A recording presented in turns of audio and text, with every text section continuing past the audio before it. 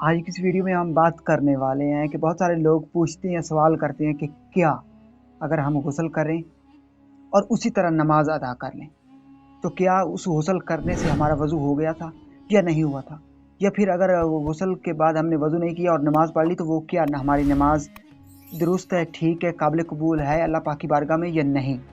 तो आज की इस वीडियो में डिटेल से बात करेंगे और आपको समझाने की कोशिश करूँगा कि क्या गुस्ल के साथ वज़ू करना ज़रूरी है, या अगर फिर अकेला गुस्ल करें और उसके साथ वज़ू हो जाता है ऑटोमेटिक या नहीं।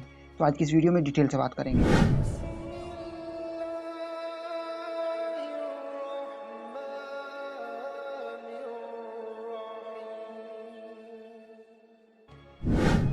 बिस्मिल्लाहिर्रहमानिर्रहीम। तमाम देखती आंखों, सुनते कानों और धड़कते दिलों को मुदस्सर इकबाल का प्यार भरा सलाम। आप देख रहे हैं हमारे यूट्यूब चैनल और फेसबुक पेज इस्लाम की बात। और आज की इस वीडियो में हम बात करने वाले हैं कि बहुत सारे लोग ये सवाल करते हैं, पूछती हैं कि क्या गुस्ल के साथ वज़ू हो जाता है, क्या गुस्ल के अलावा हमें वज़ू करना चाहिए, ज़रूरी है या नहीं। तो आज की इस वीडियो में डिटेल से बात करेंगे और आपको समझाने की कोशिश करूँगा कि क्या गुस्ल के साथ वज़ू करना चाहिए या नहीं।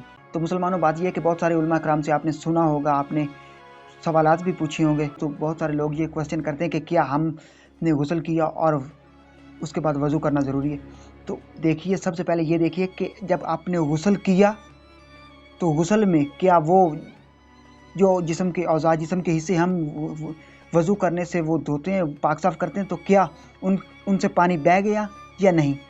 अगर नहीं बहा तो आपका गुस्ल नहीं, और अगर मुकम्मल तौर पर आपने अपने जिस्म को तर किया, पानी से बहा दिया पानी पूरे जिस्म के ऊपर, वो जो हिस्से थे, वो वज़ू थे, जो वज़ू वाले थे, वो भी तार हो गए, वो उनसे भी पानी गुजर गया, वो भी गीले हो गए, पाक साफ़ हो गए, तो आपका वज़ू ऑटोमेटिक हो गया, आपका वज़ू हो गया।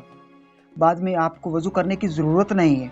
तो गुस्ल का मसनून तरीका ये है कि आप गुस्ल से पहले वज़ू कर लें, गुस्ल से पहले वज़ू करें नमाज वाला, और उसके बाद गुस्ल करें। तो आपके तमाम वो जो शक व शुबाब हैं कि गुस्ल करने से वज़ू होता है या नहीं होता, वो आपके तमाम दूर हो जाएंगे। अगर आपके जहन में शैतान वसवसे पैदा करता है, तो अगर आप गुस्ल कर रहे थे, गुस्ल की आपने नीयत की पाक साफ़ होने की, और आपने वज़ू की नीयत नहीं की, तो आपका गुस्ल के साथ वज़ू हो जाएगा।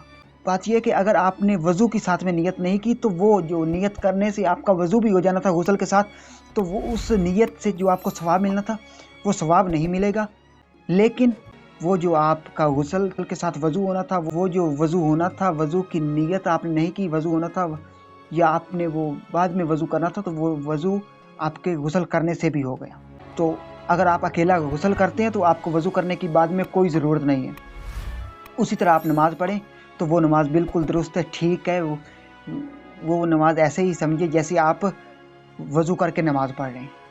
तो वो शैतान बस वसवसे पैदा करता है, तो बाज़ औक़ात बंदे के ज़हन में आ जाता है कि पता नहीं वो हमारी नमाज़ कबूल होगी या नहीं, वो हमारी नमाज़ दुरुस्त थी या नहीं, हमने तो वज़ू नहीं किया, सिर्फ गुस्ल किया था। तो मैंने आपको इस वीडियो में समझा दिया है कि गुस्ल करने से वज़ू ऑटोमेटिक हो जाता है। तो मैं उम्मीद करता हूँ कि आज की वीडियो आपको पसंद आई होगी और जो बातें समझाने वाली थी वो आपको समझ आ चुकी होंगी। तो अगर आज की वीडियो आपको पसंद आए तो वीडियो को लाइक कर दें और चैनल को सब्सक्राइब कर दें। इस वीडियो को ज़्यादा से ज़्यादा शेयर कर दें अपने दोस्तों के साथ, फैमिली मेम्बर और मुसलमान बहन भाइयों के साथ ज़रूर शेयर कर दीजिएगा। अगर ये वीडियो आप शेयर करेंगे तो हो सकता है ऐसे मुसलमान बहन भाइयों तक ये वीडियो पहुँच जाए जिनको इस मसले का, इस सवाल का, इसका इल्म ना हो।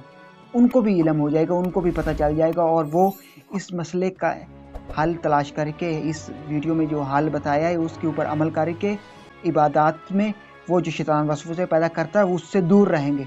तो यकीनन ये वीडियो आपके लिए और मेरे लिए सदका जारिया बन जाएगी, और इस वीडियो को बनाने का हमारा मकसद पूरा हो जाएगा। अगर ये सांसों की डोरी सलामत रही तो बहुत ही जल्द तमाम दोस्तों के साथ दोबारा एक नई वीडियो मुलाकात होगी। तब तक मुदस्सर इकबाल को दीजिए इजाज़त और अपना बहुत सारा ख्याल रखिए। अल्लाह निगहबान।